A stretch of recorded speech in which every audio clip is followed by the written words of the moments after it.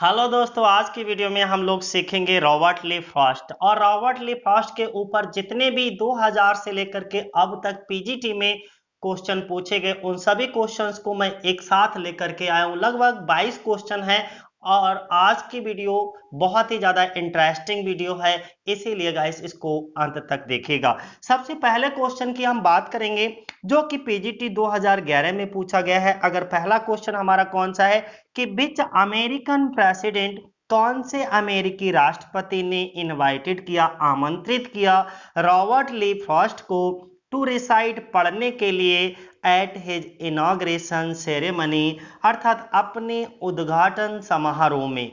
Inauguration ceremony, अपने उद्घाटन समारोह में कौन से अमेरिकी राष्ट्रपति ने रॉबर्ट ली फ्रॉस्ट को कविता पढ़ने के लिए जो है इनवाइट किया, आमंत्रित किया दोस्तों? तो वो कौन थे? जॉन एफ कैनेडी, यानी कि डी ऑप्शन इज करेक्ट दोस्तों। जॉन एफ कैनेडी ने इनको क्या करा? आमंत्रित किया था दोस्तों कविता को पढ़ने के लिए। तो अगर हम यहाँ पर बात करते हैं जॉन एफ कैनेडी की, लेकिन एक चीज हमें बता दीजिए कि जॉन एफ कैनेडी ने रॉबर्ट ली फ्रॉस्ट को अपने इनॉग्रेशन सेरेमनी में आमंत्रित तो किया था कविता को पढ़ने के लिए, लेकिन वो कविता कौन सी थी? Okay, the gift outright. ये पूछ लिया जाता है कि जॉन एफ कैनेडी के इनॉग्रेशन सेरेमनी में रॉबर्ट ली फ्रॉस्ट ने कौन सी कविता रिसाइट करी दोस्तों, कौन सी कविता पढ़ी थी? तो वो कौन सी कविता थी? The gift outright. कौन सी थी दोस्तों? The gift outright. दूसरा क्वेश्चन हमारा, According to Robert Lee Frost, was the right place for love? अच्छा, रॉबर्ट ली फ्रॉस्ट के अनुसार राइट प्लेस फॉर लव, प्यार के लिए सही स्थान क्या है? ओके, तो उन्होंने वो प्यार के लिए सबसे अच्छा स्थान, प्यारा स्थान, सुंदर स्थान कौन सा बताया दोस्तों? अर्थ। कौन सा है? दी अर्थ। ध्यान रखिएगा, according to Robert Lee Frost, Robert Lee Frost के अनुसार जो पृथ्वी यानी कि राइट प्लेस फॉर लव, प्यार के लिए उचित स्थान, सही स्थान कौन सा था? अर्थ दोस्तों। B option is correct. अगला दूसरा, the middle name of Robert Frost. तो हम हमेशा जितनी भी बार रॉबर्ट फ्रॉस्ट का हमने वीडियो बनाया तो उसका मिडिल नेम लेकर ही साथ काम किया है दोस्तों। तो अगर हम इनके मिडिल नेम की बात करते हैं तो इनका मिडिल नेम दोस्तों कौन सा है, जरा एक बार बता दीजिए। ली। कौन सा है? ली। Robert Lee Frost. क्या है? B option is correct.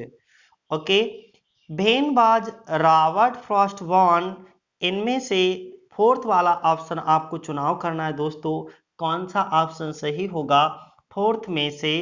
आपके सामने चार ऑप्शंस दोस्तों दिए गए हैं। तो इसमें रॉबर्ट ली फ्रॉस्ट का जन्म कब हुआ था? तो 1874। हर वीडियो में मैंने इस चीज को डिस्कस किया और देखो ये पीजीटी के 2009 में पूछा गया है। देखो, कोई भी चीज मैं इसीलिए लास्ट में ये वीडियो इस तरीके की जरूर लेकर के आता हूं कि जो चीज मैं पढ़ा रहा हूं आप लोगों के लिए, जो चीज मैं सिखा रहा हूं, जिन चीजों पर भी मैं वीडियो बना रहा हूं, वो कितनी यूजफुल है आपके लिए। लास्ट की अगर दोनों वीडियो आप लोगों ने देखी होंगी तो एक एक क्वेश्चन आप कर ले जाओगे, एक भी क्वेश्चन दोस्तों छूट नहीं सकता। ओके, तो यहां से भेनबाज रॉबर्ट फ्रॉस्ट बॉर्न कब? 1874 में दोस्तों। कब? 18। दोस्तों इनके बारे में थोड़ी सी एक्स्ट्रा जानकारी भी लेते चलिएगा। अगर मैं बात करूं तो ये एक greatest American poet of 20th century के, ओके दोस्तों, ये 20वीं शताब्दी के एक महान अमेरिकी कवि थे रॉबर्ट ली फ्रॉस्ट। और इनका जन्म सैन फ्रांसिस्को कैलिफोर्निया में 26 मार्च 1874 को हुआ था। नोट कर लीजिए चीजों को, फैक्ट को नोट करते चलिए दोस्तों कि 26 मार्च जो है 1874 को कहाँ हुआ? सैन फ्रांसिस्को कैलिफोर्निया में। 4 बार इन्होंने पुलित्जर प्राइज दोस्तों जीता।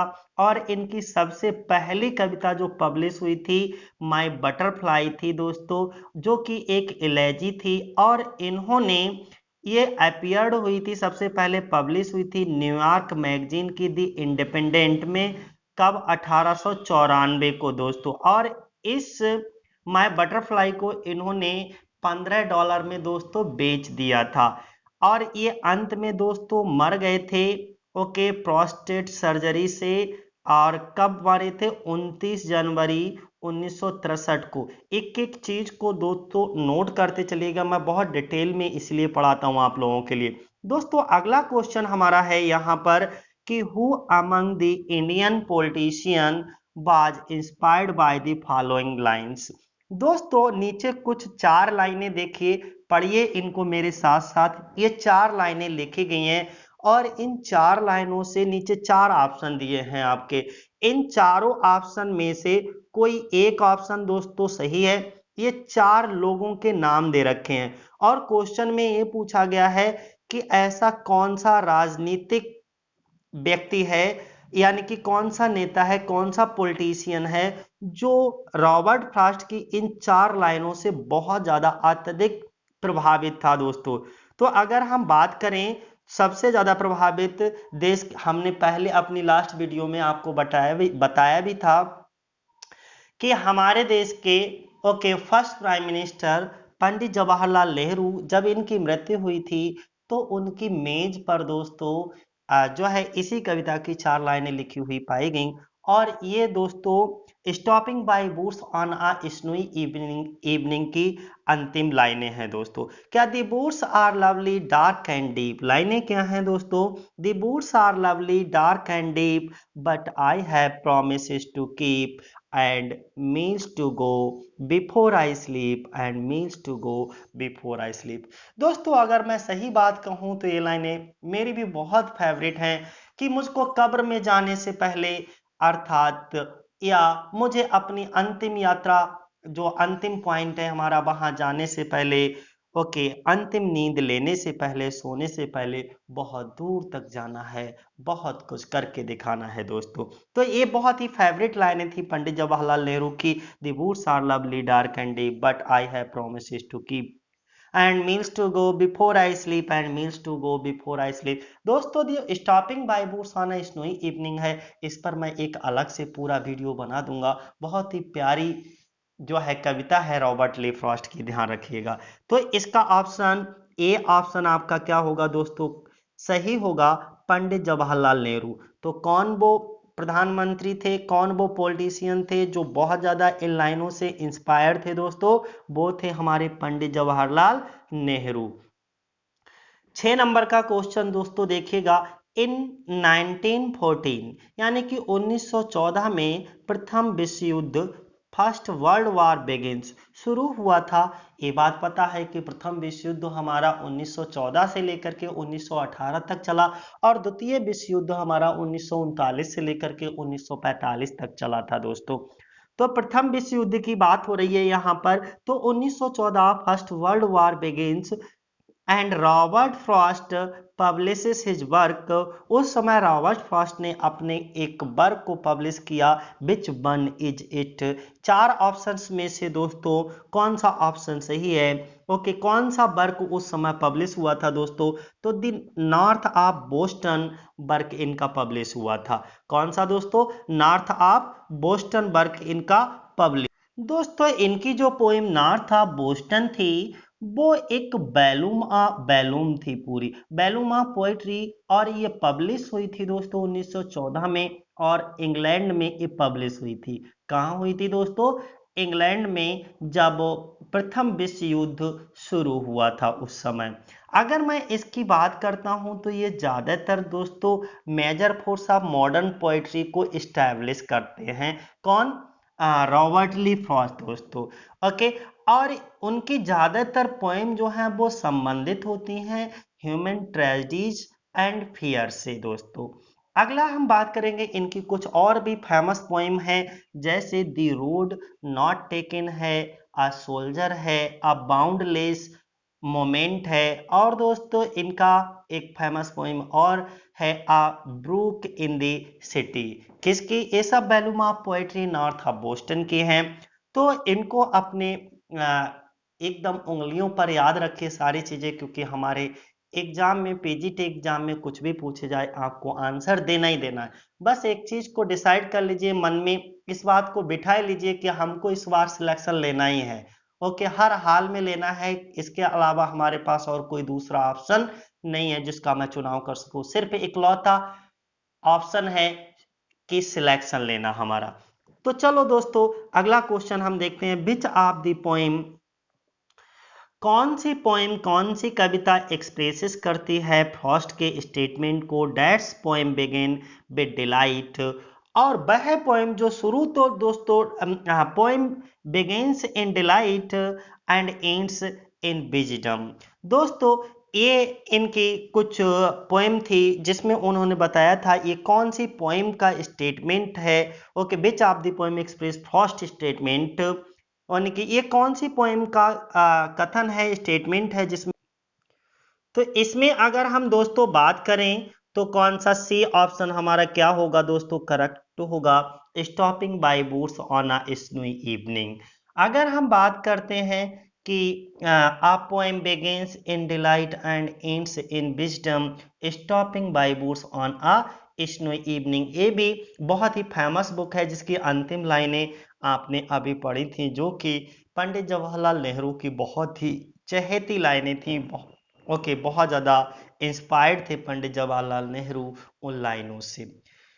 तो the poem stopping by woods on a snowy evening best expressing first statement, a poem begins in delight and it's in wisdom. दोस्तों क्योंकि जो मानव होता है उनका जो बेसिकली, अगर मैं बात करूं, his poetry basically presents a black picture of reality and human life.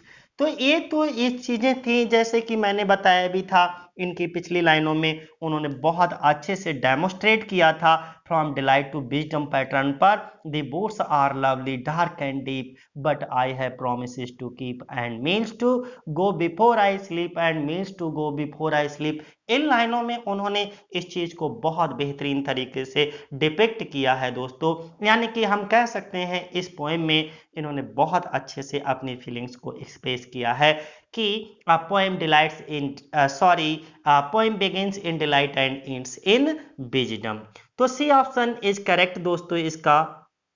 अगला हम बात करेंगे आपसे नेक्स्ट पोएम नंबर हमारी, क्वेश्चन नंबर हमारा कौन सा है, 8 है। In which year did Robert Lee Frost sell his farm, okay, in New England and move to. उन्होंने अपना न्यू इंग्लैंड का फॉर्म कब बेचा दोस्तों, और जो है इंग्लैंड के लिए मूव कब हो गए। यहाँ पर आपके दोस्तों 4 ऑप्शंस दिए गए हैं और चारों ऑप्शंस में से एक ऑप्शन सही है।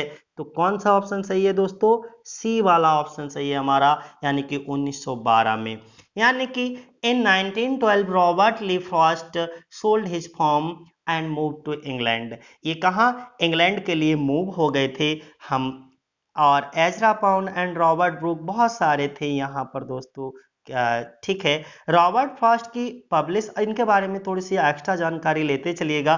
रॉबर्ट फ्रॉस्ट पब्लिश्ड हिज उनकी first full book of poetry.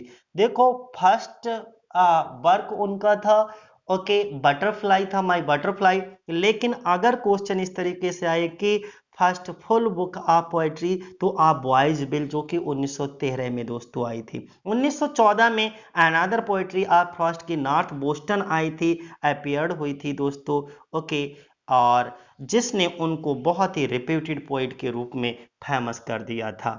अगला क्वेश्चन हमारा दोस्तों आएगा, how many times did Robert Lee Frost win the prestigious Pulitzer prize.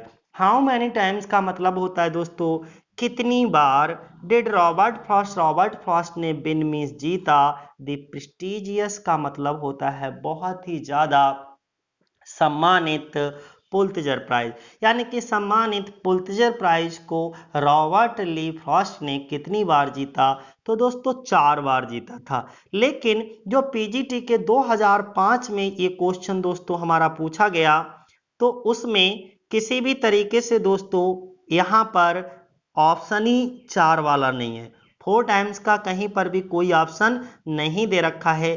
तो इसीलिए दोस्तों इसीलिए दोस्तों यहाँ पर इनमें से कोई ऑप्शन नहीं होगा और वहां पर या तो कॉमन नंबर इसके मिले होंगे या इसको डिलीट कर दिया गया होगा क्वेश्चन दोस्तों, क्योंकि इसमें वो ऑप्शन है ही नहीं जो सही ऑप्शन है। सही ऑप्शन 4 टाइम, यानी कि इनको 4 बार पुलित्जर प्राइज से नवाजा गया। और मैं ये भी बता दूं दोस्तों कब कब और कौन कौन सी पोएम्स के लिए इनको नवाजा गया, जरा ध्यान से सुनिए। सबसे पहले इनको पुलित्जर प्राइज 1924 में न्यू हैम्पशायर के लिए मिला था।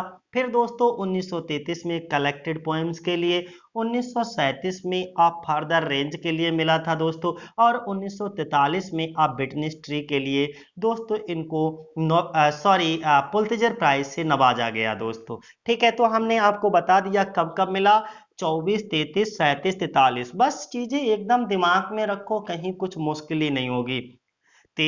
कब कब 24, 33, 37 और 43 में new Hampshire, collected poem, further range और बिटनेस ट्री के लिए इनको दोस्तों नोबेल प्राइज। लेकिन यहां पर वो ऑप्शन नहीं है, तो आप टेंशन मत लीजिए।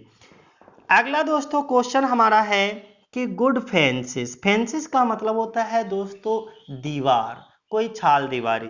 Good fancies makes good neighbour, यानी कि जो हमारी दीवारें होती हैं, ओके, गुड फेंसिस मेक्स बनाती हैं गुड नेबर्स, अच्छे पड़ोसी। ओके, दिस लाइन एक्वायर्स, ये लाइनें ली गई हैं, ये लाइन ली गई है in which poem of Frost. नीचे फ्रॉस्ट की लिखी हुई 4 पोएम के नाम दे रखे हैं दोस्तों। क्वेश्चन में यह पूछा गया है कि good fancies makes good neighbours, ये जो लाइन है वो कौन सी पोएम से ली गई है दोस्तों। तो इसमें आपको एक बी ऑप्शन दिखाई दे रहा होगा, मेंडिंग बॉल। तो दोस्तों ये जो लाइन ली गई है वो मेंडिंग बॉल नामक कविता से तो हम कह सकते हैं good fancies makes good neighbours, this line is taken from the poem of Robert Frost, mending ball.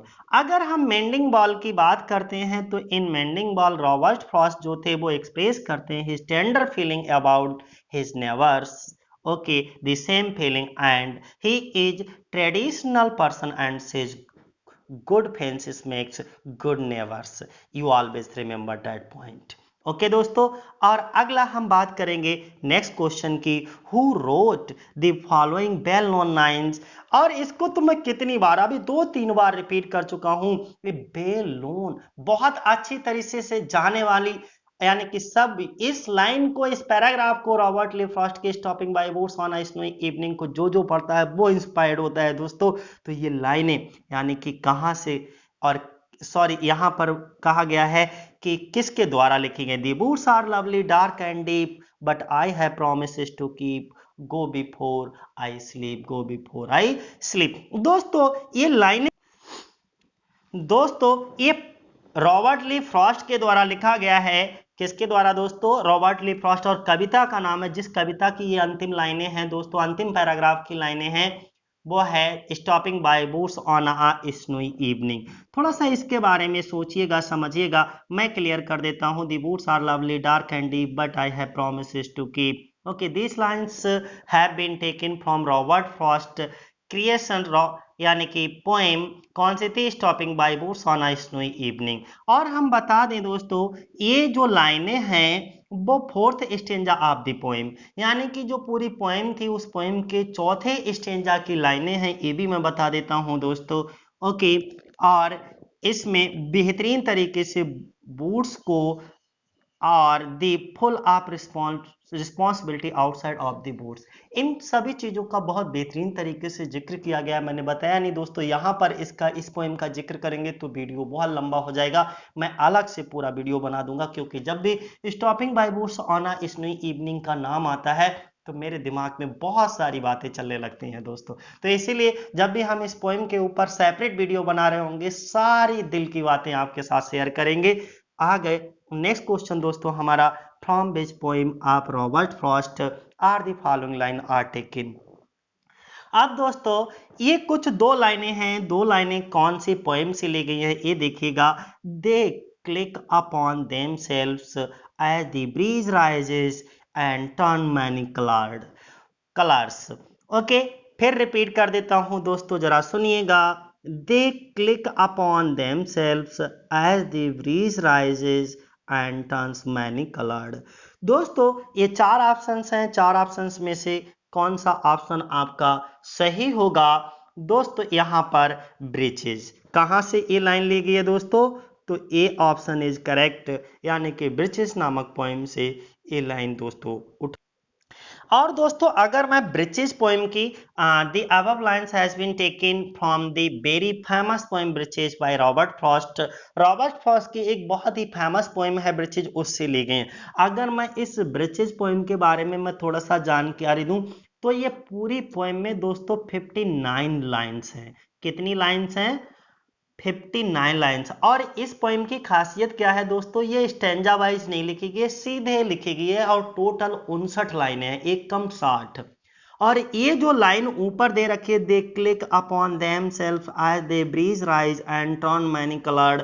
Okay, ये जो है इस पोइम की 7वीं और 8वीं लाइन है दोस्तों।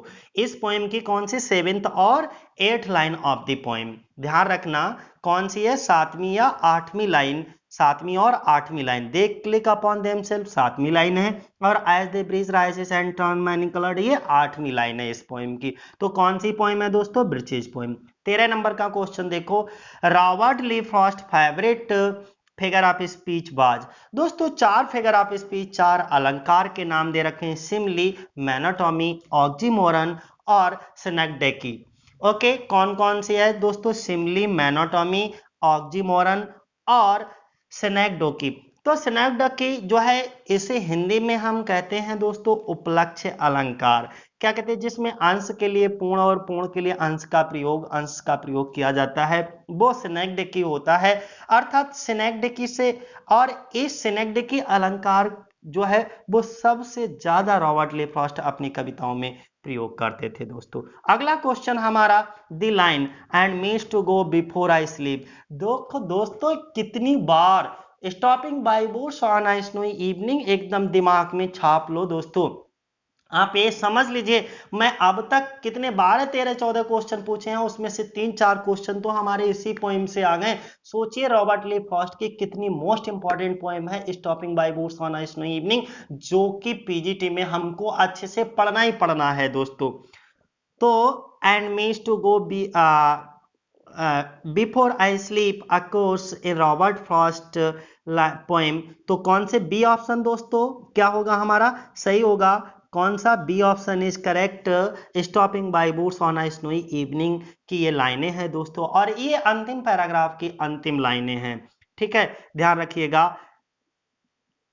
अगला देखिए नेक्स्ट क्वेश्चन दोस्तों हमारा, और दोस्तों इस पोएम की बात करें अगर हम, stopping by woods on a snowy evening, ये एक लिरिक है दोस्तों, और इस पोएम पब्लिश हुई थी ये पोएम 7 मार्च 1923 को।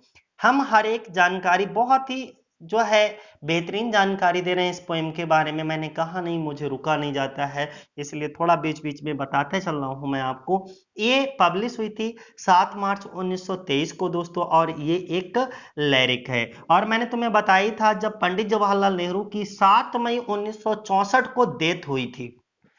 समझिएगा दोस्तों, जब 7 मई नहीं, 27 मई 1964 को जब डेथ हुई थी दोस्तों, ओके, तब पंडित जवाहरलाल नेहरू की जो ऑफिस टेबल थी, वहां पर ये इस लिरिक की, यानी कि stopping by woods on a snowy evening, जो कि रॉबर्ट फ्रॉस्ट के द्वारा लिखी गई है, इसकी कुछ लाइनें, ये 4 लाइनें पेपर पे लिखी हुई इनकी टेबल पर पाई गई थी दोस्तों। तो बी ऑप्शन इज करेक्ट।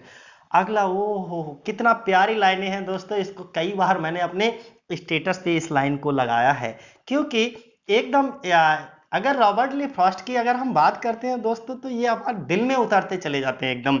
इनकी लाइनें देखिएगा कितनी प्यारी प्यारी हैं। The line, the earth is right place for love, ये लाइनें किसकी हैं? Is written by Robert Lee Frost.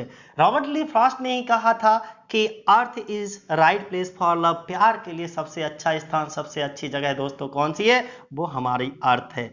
और दोस्तों अगर हम बात करें कि अब ये तो क्वेश्चन मन में उठ रहा होगा आपके कि earth the right place for love, ये रॉबर्ट फ्रॉस्ट के द्वारा लिखी गई लाइन है, लेकिन ये कौन सी पोएम की लाइन है? तो दोस्तों उस पोएम का नाम लिख लो ब्रिचेज। BRICHES, ब्रिटिश पोएम की ये लाइनें हैं दोस्तों। और BIRCHES, ब्रिटिश पोएम की। और ये ब्रिटिश पोएम जो पब्लिश हुई थी दोस्तों, तो वो कब पब्लिश हुई थी? 1916 में। ध्यान रखिएगा दोस्तों इस चीज को। ओके, कब हुई थी दोस्तों? 1916 में। ये भी एक लिरिक है इनका। ओके, ये भी इनका क्या है? लिरिक। देखो, stopping by woods on a snowy evening, वो भी लिरिक है, एक गीत है दोस्तों। ब्रिटिश भी इनका क्या है? एक लिरिक है। Stopping by woods on a snowy evening 23 में पब्लिश हुई थी। और ये जो ब्रिटिश पोएम है दोस्तों, वो 1916 में पब्लिश हुई थी। और इस ब्रिटिश पोएम की बहुत ही फेमस लाइन देखो दोस्तों, earth the right place for love. क्या मजेदार बात है। ओके, अब याद रहेगा तो सी ऑप्शन इज करेक्ट। अगला, who among these lines is called a who among these is called a home spoon philosopher. A home spoon philosopher कौन कहलाता है? रॉबर्ट ली फ्रॉस्ट दोस्तों। कौन है? होम स्पून फिलोसफर के नाम से कौन जाना जाता है? रॉबर्ट ली फ्रॉस्ट को। अगला दोस्तों, who of the following has retain earth the right place for love. फिर पूछ लिया गया। ये दो ही लाइनें हमारे पीछे पड़ी हुई हैं रॉबर्ट ली फ्रॉस्ट के ऊपर। एक तो stopping by woods on a snowy evening की, woods are lovely dark and deep. Okay, means to go before I sleep, एक ये वाली लाइनें। और दूसरा, earth is the right place for love, ये वाली लाइनें। ये दो लाइनें ये ब्रिटिश की है, वो stopping by woods on a snowy evening की है। तो ये दो पोएम की लाइनें कितनी ज्यादा पूछी जा रही है पीजीटी में। और ये पीजीटी के 2004 में दोस्तों देखो पूछा गया है। 2004 में रॉबर्ट ली फ्रॉस्ट का रॉबर्ट ली फ्रॉस्ट के द्वारा लिखी गई ये लाइनें हैं, अर्थ is the right place for love. तो क्लियर हो गया दोस्तों, मुझे लगता है अच्छे से। अब अगला क्वेश्चन हम लोग देखते हैं दोस्तों 18 नंबर का। फिर वही आ गया दोस्तों, कितनी बार मैंने कहा नहीं, दिमाग में उतार लो एक बार दोस्तों, इतना मोस्ट इंपॉर्टेंट है। And means to go before I sleep, and means to go before I sleep, in which poem Robert Frost do the above line occurs. ऊपर की लाइनें दोस्तों कौन सी पोएम से ली गई हैं? तो आप जानते हो, stopping by woods. C option is correct, stopping by woods on a snowy evening. Stopping by woods on a snowy evening से ये लाइनें ली गई हैं। Woods are lovely dark and deep, and means to go okay before I sleep, and means to go before I sleep. कितनी प्यार। अगला question देखो दोस्तों, next, the line good fences make good neighbours occurs Robert Frost poem. देखो फिर से दोस्तों, mending wall. अब तक अगर लाइनें दोस्तों अगर कहीं से पूछी गई हैं तो वो हमें तो तीन ही कविताएं लगी हैं, एक मेंडिंग वॉल, ब्रिचेस, और दोस्तों ये हमारी stopping by woods on a snow evening. इन तीन कविताओं की लाइनें पूछी गई हैं अब तक, जो कि हम लोगों ने एनालाइज किया है 2000 से लेकर के अब तक जितने भी हमारे पीजीटी में क्वेश्चन पूछे गए उन सभी पीजीटी में क्वेश्चन में। तो good fences make good neighbours occurs Robert Frost poem, कौन सी पोएम है जिससे ये लाइन ली गई है? Good fences make good neighbours mending wall, यानी कि बी ऑप्शन इज करेक्ट दोस्तों, मेंडिंग वॉल से। अगला 20, how many times did Robert Frost got Pulitzer prize. दोस्तों रॉबर्ट ली फ्रॉस्ट को कितनी बार पुलित्जर प्राइज मिला? चार ऑप्शन आपके सामने दोस्तों दिए गए हैं। इन चारों ऑप्शन में से एक ऑप्शन दोस्तों हमारा सही है, 1 टाइम, 3 टाइम, 2 टाइम या 4 टाइम। तो आप सब लोग अच्छे से जानते हो रॉबर्ट ली फ्रॉस्ट को कितनी बार पुलित्जर प्राइज मिला दोस्तों? 4 बार। तो डी ऑप्शन इज करेक्ट। और दोस्तों मैं ये भी बता देता हूँ किन किन चीज़ों के लिए इनको ये पुलित्जर प्राइज मिला था और कब कब मिला था दोस्तों। तो सबसे पहली बार 1924 में, फिर दोस्तों 1931 में, 1937 में और 1943 में। 1924 में न्यू हैम्पशायर के लिए दिया गया था, 1931 में कलेक्टेड पोएम्स के लिए इनको पुलित्जर प्राइज मिला था दोस्तों, और 1937 में अ फर्दर रेंज के लिए इनको पुलित्जर प्राइज दिया गया, और 1943 में दोस्तों अ विटनेस के लिए इनको पुलित्जर प्राइज से नवाजा गया। और इसके बाद 21 में दोस्तों, who is the author of a masque of mercy. A masque of mercy के लेखक कौन है? रॉबर्ट ली फ्रॉस्ट है दोस्तों। कौन? अगर हम अ मास्क ऑफ मर्सी की बात करते हैं दोस्तों, तो is one of the two consecutive poems first being a masque of reason. ये दो पोएमें थी दोस्तों, एक थी the a masque of reason और सेकंड जो दोस्तों थी वो कौन सी थी, अ मास्क ऑफ मर्सी। किसकी? रॉबर्ट ली फ्रॉस्ट की। तो दोस्तों इसमें ऑप्शन हमारा ए ऑप्शन इज करेक्ट। कौन सा? ए ऑप्शन इज करेक्ट दोस्तों। नेक्स्ट हम बात करेंगे Who uttered these words? I guess I am not a nature poet. I have written only two poems without a human being in them. दोस्तों वो कौन थे? Robert Lee Frost. C option is correct. कौन सा दोस्तों? C option is correct. यहां पर भी आप देखिएगा दोस्तों, अगर इन लाइनों की मैं बात करूं जिनकी ये बात कर रहे हैं, जिनका ये जिक्र कर रहे हैं, इनकी दो पोइम मुझे याद आ रही हैं। एक पोइम इनका एक वर्क आया था जिसका नाम था स्प्रिंग पूल, और दूसरा वर्क इनका था दोस्तों आ विंटर एडन। उसमें ये बातें कही गई हैं, उससे रिलेटेड ये लाइनें कही गई हैं। I guess I am not a nature poet, I have written only two poems without a human being in them. तो दोस्तों ये रॉबर्ट ली फ्रॉस्ट के द्वारा कौन सी दो पोइमें, कौन सी दो वर्क थे इनके? स्प्रिंग पूल्स और अ विंटर एडन दोस्तों, उसमें इनको उत्तर दिया गया था। तो आज की वीडियो में दोस्तों बस इतना ही, और अगली वीडियो दोस्तों हमारी होगी वॉल्ट विटमैन के ऊपर, जो कि अमेरिकन राइटर के लास्ट ऑथर होंगे अभी हमारे ये वॉल्ट विटमैन।